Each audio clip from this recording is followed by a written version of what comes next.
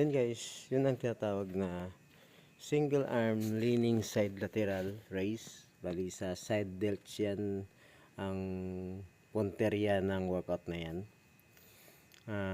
Usually yung mga workout na yan, yung yan na klaseng workout is standing or sitting. So yan naman yung ginagawa ko sa leaning kasi medyo iba din naman yung naramdaman mong pump kapag naglilin ka compare doon sa standing. Kaya yan ginagamit ko talaga palagi kasabay doon sa standing. So yan pang 4 set yan.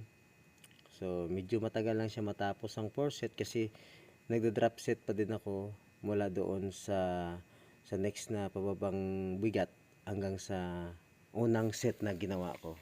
So bali lumalabas na sa isang workout na yan, bali 7 set lahat na tuloy-tuloy yung buhat. So yan, pinapainit mo ng husto, pinapump mo ng husto yung side delt mo. Kahit tatlong program lang yung gagawin mo, basta ginawa mo ng maayos, ng tama, talagang ganda ng bigay sa muscle mo sa side na yan. So guys, bali sa workout na yan, nakikita ko na malaki ang improvement ko, lalo na sa shoulder ko, na yan ang weakness ko before, yung shoulder. So nabago ko rin at nagiging consistent ako dyan lagi, kaya ayan, na-develop siya kahit papaano. So kung gusto nyong gayahin yan, kailangan hanap kayo ng magandang makapitan, yung hindi madulas sa kamay, para hindi naman kayo madisgrasya. Baka mamaya madulas, tsaka mabitawan nyo, so madisgrasya pa kayo. So yan lang ang masasabi ko is maganda yung, kahit magaan lang yung ginagawa mo dyan, basta proper, maganda siya.